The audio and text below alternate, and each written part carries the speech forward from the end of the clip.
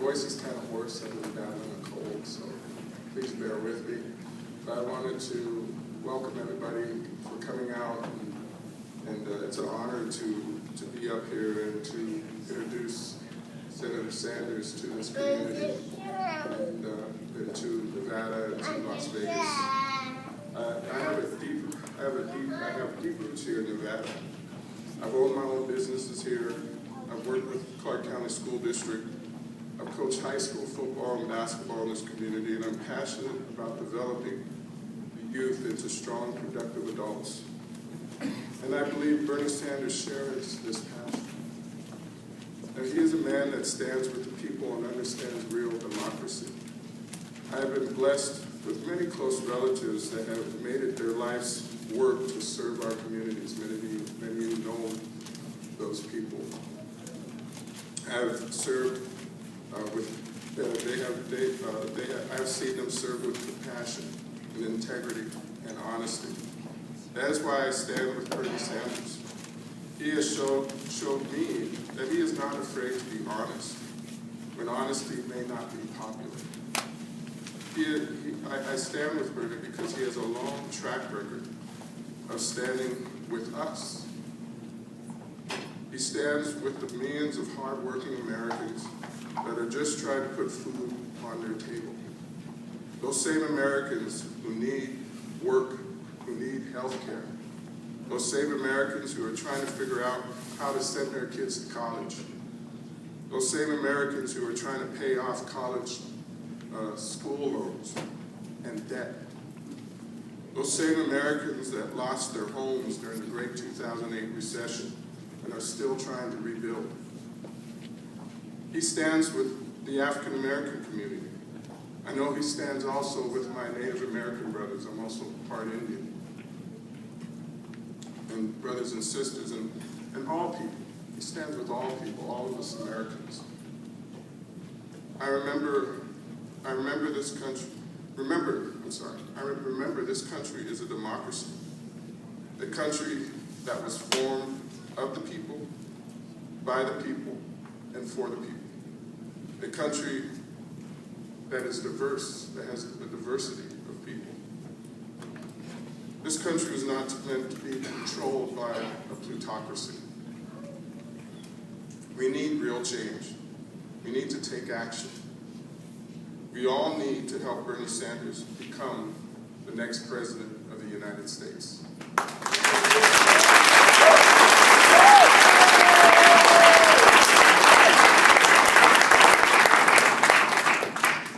And it's time to act.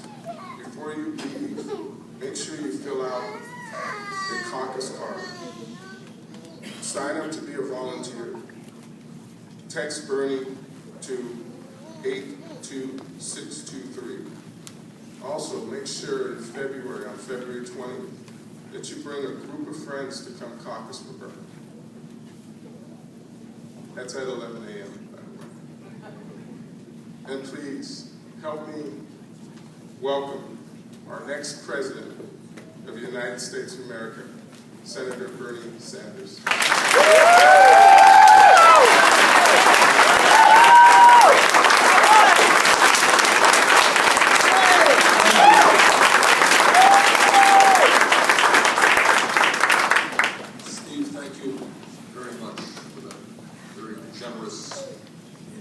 I don't know what to say after your speech. You've said it all. But let me say a few words, or more than a few words, and then we'll open it up to your thoughts and your questions. I began this campaign about 8 months ago, and I think it's fair to say that most people outside of New England didn't know who I was.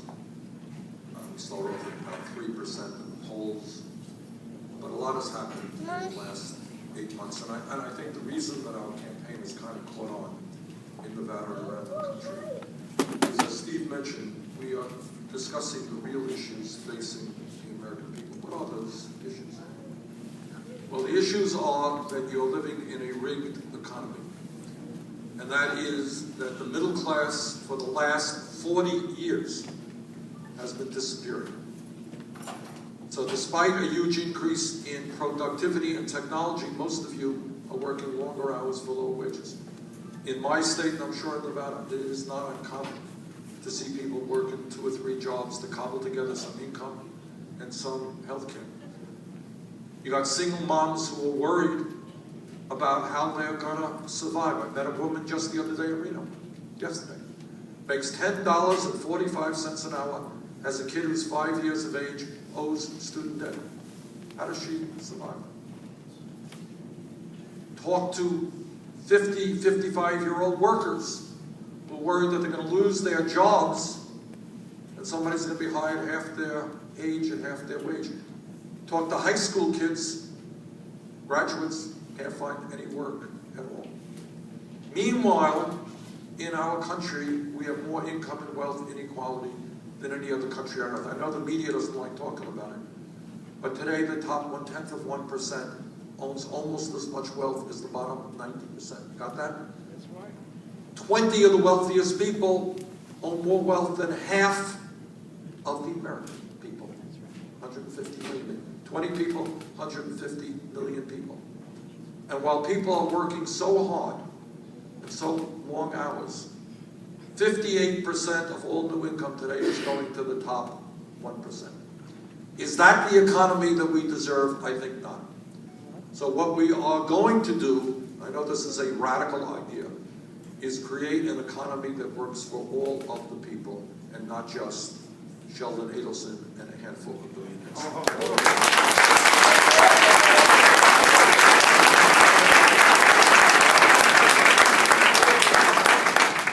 Steve mentioned young people.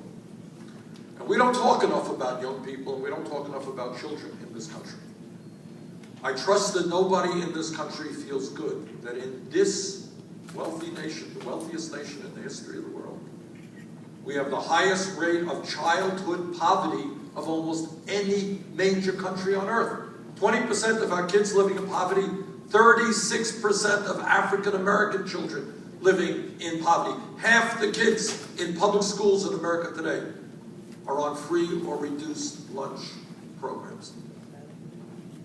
And here's an issue that almost nobody talks about. And I want to lay it out on the table because I think it is enormously important. I asked some economists a few months ago to do a study for me on youth unemployment in America, youth unemployment. And this is what they said. They said for high school graduates, not dropouts, high school graduates between the ages of 17 and 20, if the kids were whites, the rate was 33% unemployed or underemployed. Latino, 36%. African American, 51% unemployed or underemployed. Now here are young people who graduated high school, didn't drop out.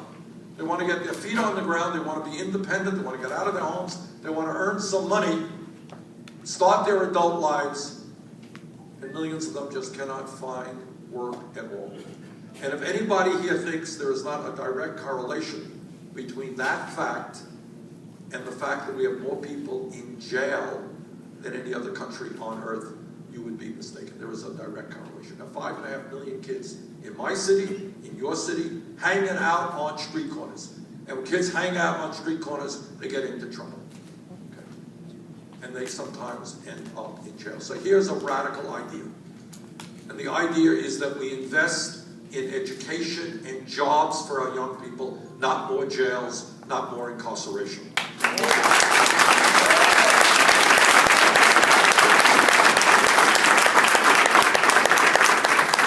The other major thing, and Steve touched on this as well, and we have to, I see we have a veteran here. We thank you very much for your service, and maybe other veterans.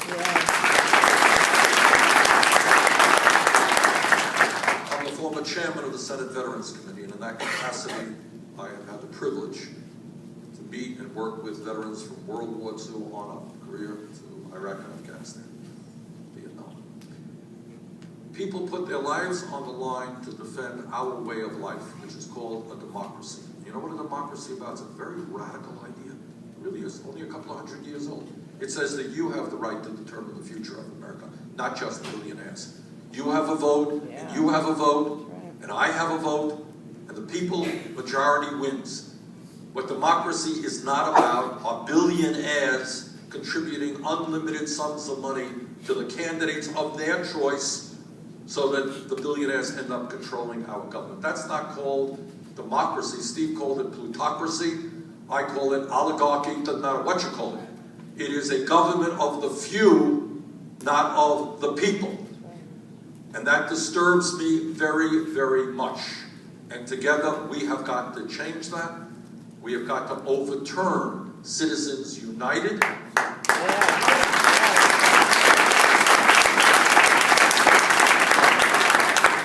And we have got to do our best to revitalize American democracy. What scares me very much is that so many of our people are giving up on the political process. They don't vote, they don't pay attention. Last election we had a year ago, midterm election, 63% of the American people didn't vote, 80% of young people didn't vote. Does that sound like a democracy to you? It's not. So we've got to work on that as well. Let me touch on some other issues. As a nation, we have, I think, made real progress over the decades in addressing a lot of the bigotry and discrimination that has historically existed in this country. And I think it's fair to say that if I were here in this room 40 years ago and saying, you know, I think in 2008 we're going to elect an African-American president of the United States, and that the American people will elect and re-elect a guy based on his ideas and his character and not the color of his skin. If we were here 40 years ago, some of you would have said, ain't gonna happen, right? But we did, we matured. And we should be proud of that. We should be proud of that. We should be proud of the progress we made with women's rights, with gay rights, rights for people with disabilities. We have a lot to be proud of. But, and here is the big but, we still have a long, long way to go.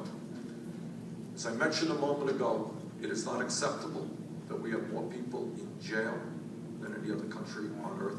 2.2 million people, and we spend $80 billion a year locking up fellow Americans. And this is, I gotta lay this out, and many of you know this information better than I do, but it's important to put it on the table to see how serious these problems are. Today, a black baby, a male baby, is born in Las Vegas, or born in Chicago, or born in Vermont.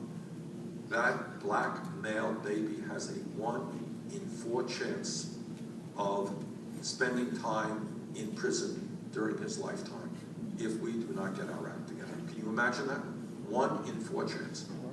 That's called the destruction of an entire generation.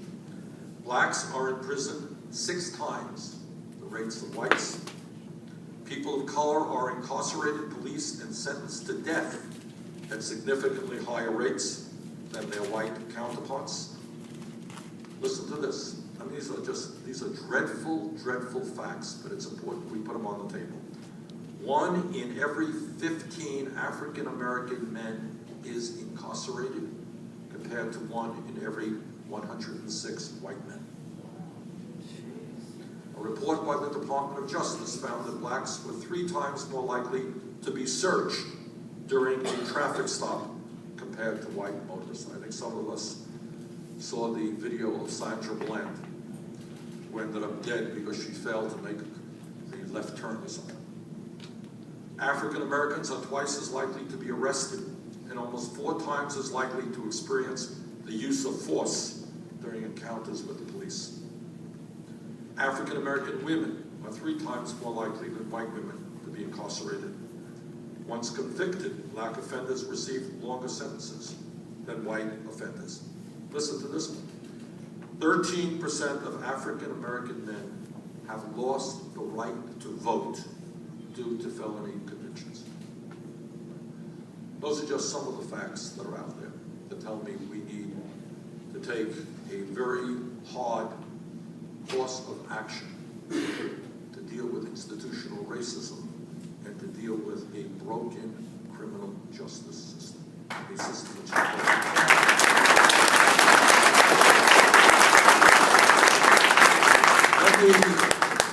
I look forward to engaging in a discussion and hearing your ideas, and let me be very frank. We need your help, I need your help in helping to formulate and understand what is going on and coming up with the best ideas. I can't do it alone, and I look forward to hearing your ideas. And I want you to be very frank with me. Don't tell me what I want to hear. Let's lay it out on the table. But let me just talk about some of the areas that I think we need to go forward on. Use of force. We have seen too often police officers use lethal force perhaps as a first response rather than a last response. Okay, now I was a mayor for 8 years. I worked closely with police. They have a very hard job. Most of these guys try hard to do it well. But I have seen, and you have seen, police officers taking out a gun and shooting people when there were other ways to deal with that issue. This is an issue that has to be dealt with. Police officers are not just macho guys. They don't have to show how tough they are. The goal is to deal with the situation in as nonviolent a way as you can, especially when you're dealing with people with mental illness, which is often, very often, the case. We need to have police departments that reflect the diversity of the communities in which they are serving. Okay? If you have a largely Latino community, it's important to have Latino police officers. Black community, we should have a large number of black police officers, etc., etc. We need to demilitarize local police departments. I have seen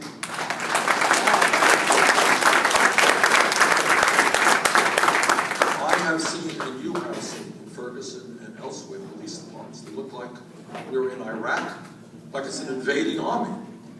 Okay? The goal of a good police department, and there are good police departments, is that the people in the community feel comfortable with the police. We have community policing rather than seeing the police department as an oppressive force.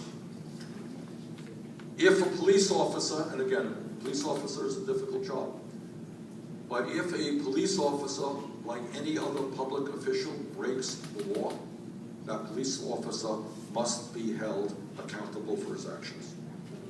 We need to require police departments and states to provide public reports on all police shootings. Some departments have very few shootings. Some departments have a lot of shootings. We should understand and document the shootings and investigate the shootings.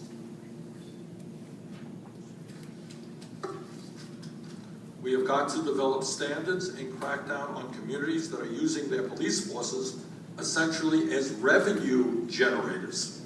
Yeah. You familiar with that? Yeah.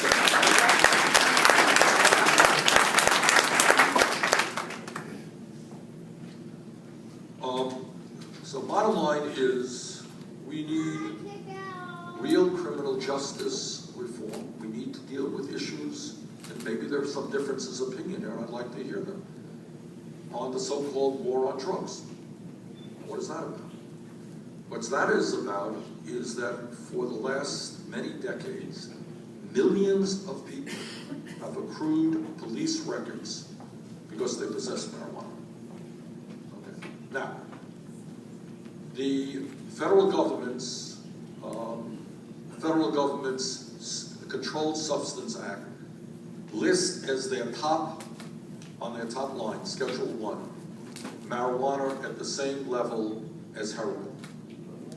Heroin and marijuana are the same. Does that make any sense to anybody here? No. Heroin kills people.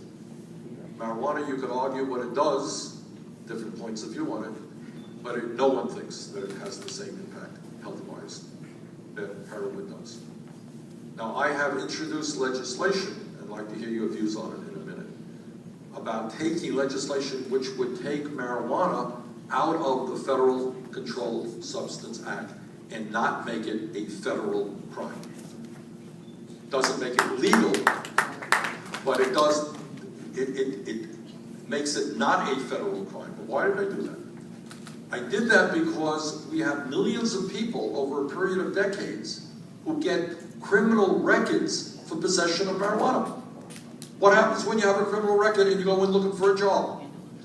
It's hard to get that job, and people get off on a wrong track. So if states want to legalize marijuana, that's fine. They don't, that's fine. But I just don't think it should be a federal crime.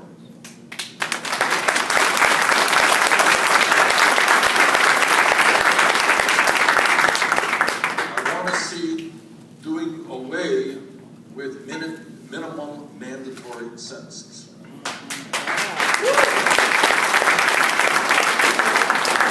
Judges need more discretion. I also want to see us do a much, much better job in terms of dealing with people who were in jail and then are getting out of jail. Our rates of recidivism are much, much too high. I'll tell you a story. I was in Iowa last month. We had a wonderful hearing on criminal justice. We had two guys who both had served time. And they got their lives together, and they're both doing great work in communities now. One guy says, I was released from prison after I can't remember how many years he served. And I was given a $75 check and sent on my way. Now, when you give somebody a $75 check and you send them on their way, you can almost guarantee that they get back into prison again. All right, what we need to do is to make sure that when people leave prison, they have the job training and hopefully jobs when they get out, that they're earning an income, that they have decent housing, and that they are not back in the environment that they were in when they got into prison in the first place.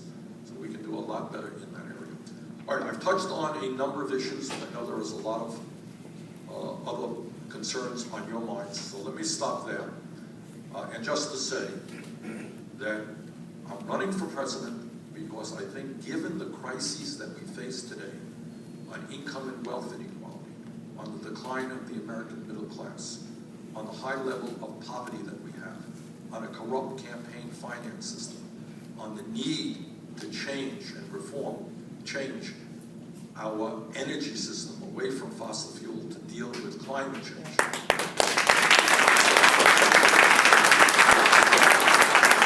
We need to make public colleges and universities tuition-free on the need to demand, and to tell the wealthiest people in this country they're going to start paying their fair share of taxes. We need to end the corrupt campaign finance system. In other words, look, I grew up in a 3.5-room rent-controlled apartment in Brooklyn. Grew up in a family that never had any money. I am very happy being, and I invite all of you to come to the great state of Vermont. It is a beautiful, beautiful state. Come in the summertime, you probably like it more. But I'm very happy being Vermont Senator. The only reason I'm running for president is that I think it is just too late for establishment politics and establishment economics. Yes. We need bold action right now. We need a president who will do what most presidents don't do. That is have the guts to take on the billionaire class that today wields so much power over the lives of our economy.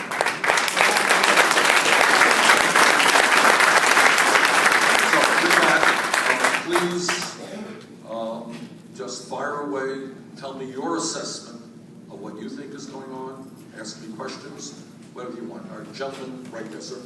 Senator Sanders, thank you for coming and sharing with us. I think we have a microphone coming to you. Thank you for coming and sharing with us your vision on how you'd like to see our America in the future. I've submitted a letter to your staff, and it deals directly with the utilization of minority business in federal contracting and public contracting. And if you would, I'd like to make sure that you get this. We will certainly get it. We'll but if we have access to these contracting opportunities, we can hire folks that look like us, that are in our communities. At this point, the Department of Defense only uses black-owned businesses 0.8% of the time. And it's that way across the board in contracting, and it's something that isn't talked about, that needs to be discussed, and if you would address this issue, I'd appreciate it. Thank you very much. We certainly raise a very, very important question. If we're going to deal with the fact that the African American and Latino communities are earning less money than the white community, right? If we're going to deal with the fact that we have outrageously high rates of youth unemployment in the black community and the African American and in the Latino community, you know what I want? I want black businesses, Latino businesses to prosper, and I want them to hire young African Americans, get them off the streets, give them an income. So it is a great investment. And the idea, you're telling me that within the Department of Defense, it is less than 1%? 0.8%. 0.8%. That sounds to me on the surface totally wrong and totally unacceptable. So thank you. President Reagan, by executive order, instituted the Rule of Five when he was president. And that opened up doors for our businesses, and we really experienced great opportunities during his tenure. President Nixon, instituted by executive order and created the Minority Business Development Agency. And I was a project director here for that agency's business center. And I'm just imagining that things can be done at the presidential level. Good. Thank you very much for raising that. Right up here, and you can stand up and give us your hand, please. She can hold it herself. Just hold it close to your mouth. Yeah, you got it. My name is Yvette Williams, and I'm chair of the Clark County Black Caucus. We have a platform that's on our website. I'll make sure that you get that for the senator, but which addresses many of these issues that we're concerned with. But one of the questions that we have that's very pressing for us is around our children English language acquisition. Under free and reduced lunch, we have in the state of Nevada almost 80%, 79% of our black students are on free and reduced lunch. So it's a much dire situation here. Of those students, of that 80% black students on free and reduced lunch, their proficiency rates are in the lowest 25% in the state. We have a serious literacy issue, and it's not being addressed. The Latino, or I shouldn't say Latino, the second language community has PLL, which is federally protected. But we fall under free and reduced lunch, but they're not addressing the English language acquisition issue. So my question to you is, and what we'd like to ask our next president to do for us in the Department of Education, is to look at the designation of free and reduced lunch and actually look at the subgroups that are least proficient and base the funding on proficiency rates so that we can deal with this English language acquisition issue. Because English language should be for all kids, even native speakers, and we're not getting that kind of assistance here. So. Thank you very much. Look, you don't have to be a rocket scientist to figure out that if kids do not have a good education, if they're not proficient in English or in the sciences, if they're not prepared to go out into the real world with real skills, the likelihood of those kids doing well is very, very low. And we should be ashamed of ourselves. We are seeing rates of failure, academic failure, in minority communities that are off the charts and are unacceptable. So I think we have to, and I'm not going to tell you I have a magical formula, but I do think that we have to change our national priorities. And we have to say that as a nation, this is a great nation, we've got a lot of smart people. We have got to raise the level of education in terms of our priorities and what we respect. You know, Sunday afternoon in New England, everybody's watching Tom Brady and the New England Patriots. And Tom Brady's a great quarterback and a great athlete. We love great athletes. But you know what? We better start loving great teachers as well.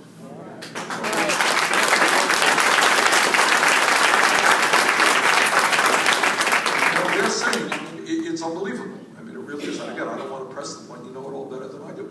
Good news is we're seeing more kids graduate high school. Bad news is the standards are going down, and some of these kids who are graduating are unprepared to deal with the real world. Why? And when you talk about education, let me tell you something else. It's not just the reason I am fighting for free tuition at public colleges and universities is I want every kid in Nevada or every kid in Vermont who are in the 6th grade, whose family doesn't have a lot of money like my family, okay, to know that if they study hard, they will be able to get a college education. Yeah. So it's an incentive out there. But the other thing where this country is incredibly far behind is every psychologist in the world who studies the issue understands that the most important is of a human being's emotional and intellectual development are 0 to 4. Now you tell me, do we have the kind of child care or pre-K system that children and parents need for these little kids? And the answer is obviously we don't. Child care is unaffordable in many cases. People who work in the child care business are making $10 an hour. They don't have the training. What I believe is we have got to say that we want the best and the brightest to work with the little kids. Pay them a living salary. Make it a career that they're proud of. Make sure that when our kids leave childcare and go to the public schools or wherever, they are well prepared intellectually and emotionally. I don't think that's asking too much.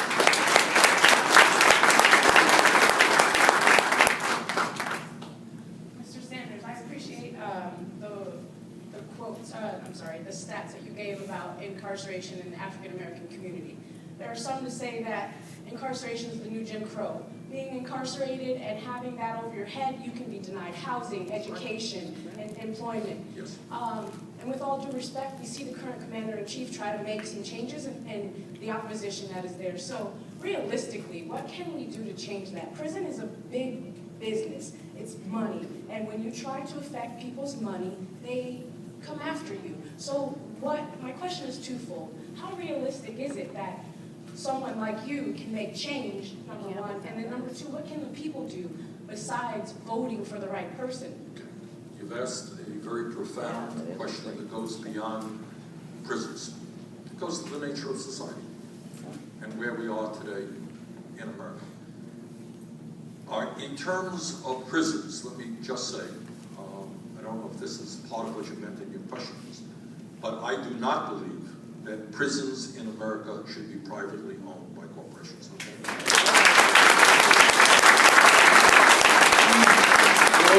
believe that detention centers that are holding undocumented people should have quotas and be owned by private corporations. That's so I introduced legislation to get private corporations out of the building and running of prisons. You should not make profits out of incarcerating fellow Americans. That's number one. Number two, your broader question, which goes, in a sense, beyond criminal justice issues. And what you're really asking is, how do we make change in America, and can one person do it? And the answer is, no, one person cannot do it. And if you hear what I have been talking about throughout this entire campaign, I'm saying, yes, Nevada, I want your support to become president. But what I always say is I cannot do it alone.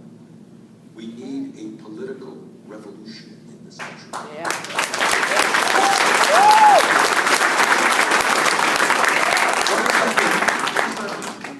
It means that virtually every idea that I have laid out to you today has the support of a majority of the people in this country. That's true.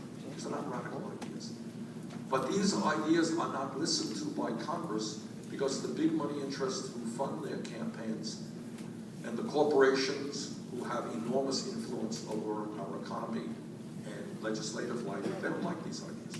How do you beat them? The only way, as everybody in this room knows or should know, the only way that change has ever taken place in this country is from the bottom on up. That's the only way. Lyndon Johnson, 50 years ago, signed the Voting Rights Act. Not because he was a wonderful guy, but because for decades, blacks and their white allies said, we are not going to tolerate segregation and racism. All right?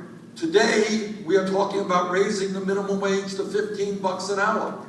I support that. New York Times just came out today in support of it. You know why that happened? Because people in the fast food industry, people at McDonald's and in Burger King said we can't make it on $7.25, $8 an hour. They went out on strike, and suddenly Seattle and Los Angeles and San Francisco are beginning to say we need to raise the minimum wage from the bottom on up. Women's rights. 100 years ago, women were struggling, going to jail on hunger strikes, demanding the right to vote, demanding the right not to be second-class citizens. That's how change comes about. So what I'm saying to you in answer to your very good question, I cannot do it alone. There will not be the kind of change that we need unless millions of people begin to demand that we have a government that represents all of us and not just the few people on top. Do you think, you know what the power of Wall Street is in this country? In Nevada, God knows what Wall Street did to this state, probably as much as any state in this country. They spent $5 billion over a 10-year period to get deregulated in campaign contributions and in lobbying.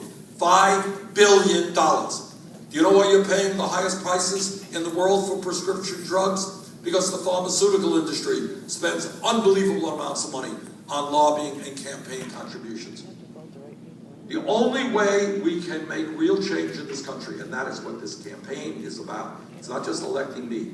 I need you. I need you not now, just I need you now, but I need you the day after the election. We have got to be involved in a political process in the way that we are not right now. Let me conclude that question. Okay. Barack Obama is a good friend. I think he is one of the smartest guys ever to be in the White House. I think given the opposition that he has faced day after day, the obstructionism, he has done a very good job. I want everybody to remember, and my Republican friends seem not to, but I want everybody here to remember where we were 7 years ago. 800,000 jobs a month being lost. 800,000. $1.4 trillion deficit, largest in history. World's financial system on the verge of collapse. Are we where we want to be today? No. Have we come some distance? Yes, we have. But what was Obama's mistake, in my view? I've had the privilege to discuss this issue. In 2008, Barack Obama ran one of the best campaigns in the history of the United States. Brilliant campaign. Energized young people, poor people, black, white, Hispanic, everybody together. Did a fantastic job. What was his mistake after the election? Pardon me? Well, Everybody after. all right, yeah. Go ahead. That's right. Stand up and say it loud. The infrastructure of the campaign disappeared, and all of those people who rallied together sat down and said, "Do the work, right?" And it didn't happen. That's right. right. That's In other words, because President Obama happens to be a very decent guy and a generous guy, he thought that he could sit down with the Republicans and say, look, I can't get it all, you can't get it all, let's negotiate. That was never their intention, not at all. So instead of continuing that campaign and bringing the millions of people that supported him, rallying them, telling the Republicans they're going to have to listen to the needs of the people, that did not happen. That is a mistake I will not make.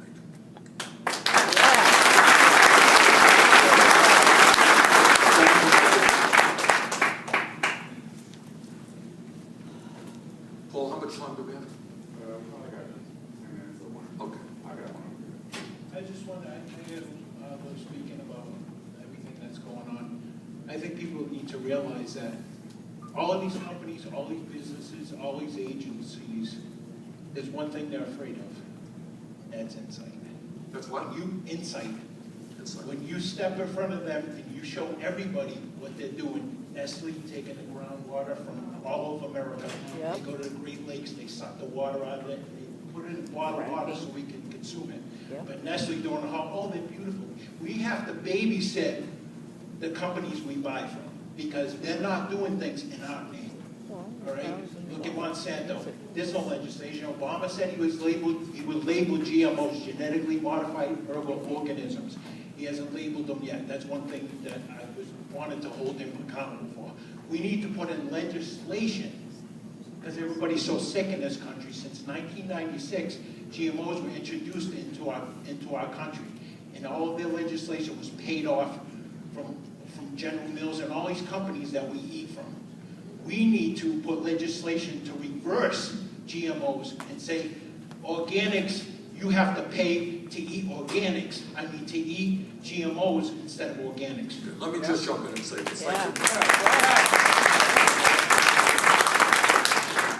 In general, in terms of corporate America, what you're seeing is not only on Wall Street, but in area after area, fewer and fewer large corporations controlling the sectors that they're in, whether it's it's agriculture or any other area. In terms of GMOs, you're looking at a United States Senator who a couple of years ago in the agricultural bill did put an amendment up which said that states do have the right to label food products if they have GMOs in them. We lost, but I'm happy to tell you that my state of Vermont is the first state in the country to in fact do that. Okay, we got a woman right, oh, you got somebody right here? Okay. Thank you. Thank you for coming, Senator Sanders. My name is Joanne Cano, and thank you for coming to North Las Vegas. One of my hot button topics is on immigration. I'm a naturalized citizen. I'm from Jamaica, and I was one of the lucky ones through my family was able to be a citizen of this beautiful country that is really wonderful for my family.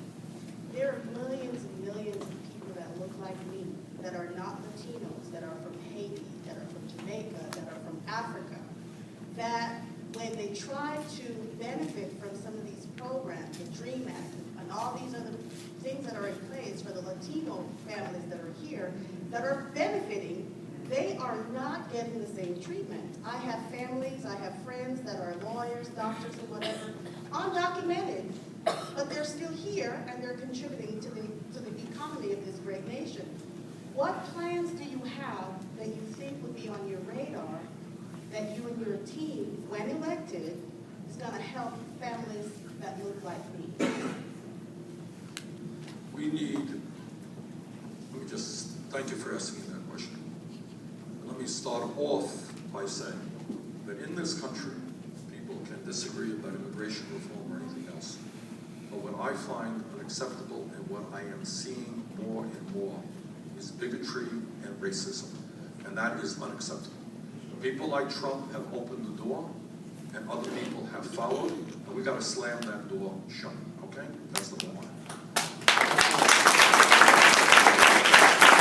Number two, this is what I believe and what I have said over and over again. We have some 11 million undocumented people in this country, perhaps including some of your family members. Okay. So regardless of whether they came from Jamaica or Mexico, wherever they came from. I should tell you, my father came to this country at the age of 17, Poland, so I know a little bit about immigration. We need to take people out of the shadows right now because people are very, very afraid that they could be picked up and deported, families broken up. We need to pass comprehensive immigration reform, and we need a path towards citizenship for all undocumented people. If, and I hope we can change this, if the Congress does not move forward in comprehensive immigration reform, my pledge to you is I will use the executive orders of the President of the United States to do everything that I can to address that situation in a humane way. Okay, maybe one last question. Yes, ma'am. Yeah, why don't we get a mic? Oh, I'm sorry, all right. Then two questions, one, two. Okay. Senator, one of the issues, and I appreciate you coming here, African Americans' unemployment historically through the 60s has been double that of the national average. So I'm not talking about Hispanics, I'm not talking about other minorities. When you look at the black experience, we need access to capital for black folks, not minorities, to be able to create a strong sub-economy. So my question to you, looking at, if you connect the dots to everything, it goes back to economics. What can and will you do to focus and make some of these programs like, well, some of these programs that are designed to assist SBA, just some of those that are designed, but you're not seeing them coming to the black community. All right, your point is exactly correct.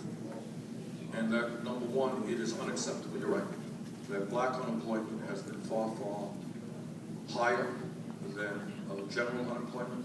And by the way, since the recession, black community has recovered less than other parts of America. So what do? If we are serious about addressing unemployment, that's not a different question than the gentleman asked earlier. We have got to make sure that we do get capital to small and medium-sized businesses, to help them grow, to help them hire people who look like they are. It makes common sense. To do that, among other things. So the answer is yes, you're right, and that is exactly what I will do. But second of all, in a broader sense, you know what we also have to do, and that is break up the large financial institutions on Wall Street who control unbelievable amounts of capital and are not using that capital to make affordable loans into small and medium-sized businesses in general. So, number one, yes, when black unemployment is off the charts, we've got to focus on how we're reducing that, how we reduce that, and making sure that small and medium-sized African-American businesses get the capital they need and an affordable cost is right. We're trying to put legislation in for postal banking nationwide. All right, well, that's kind of another issue which I agree with, but that's a kind of a different issue. But thank you for the question, and you're absolutely right. All right, last question is that young lady back there. Oh, there she is, okay. Senator, thank you so much for coming here. This is wonderful. Yeah.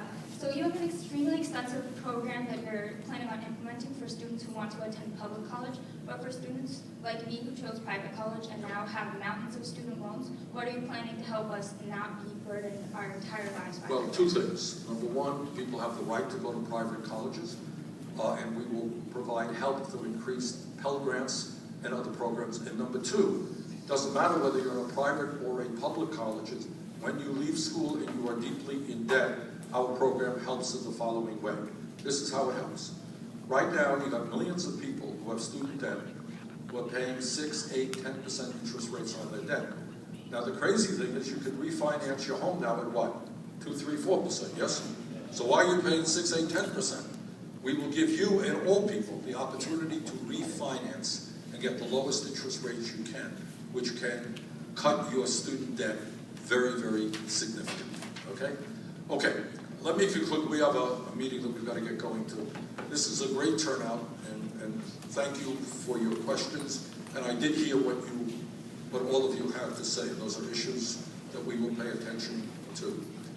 I think that given the crises facing our country and working people, now is the time to wage a political revolution to transform our society. And I look forward to working with you to make that happen. Thank you all very much.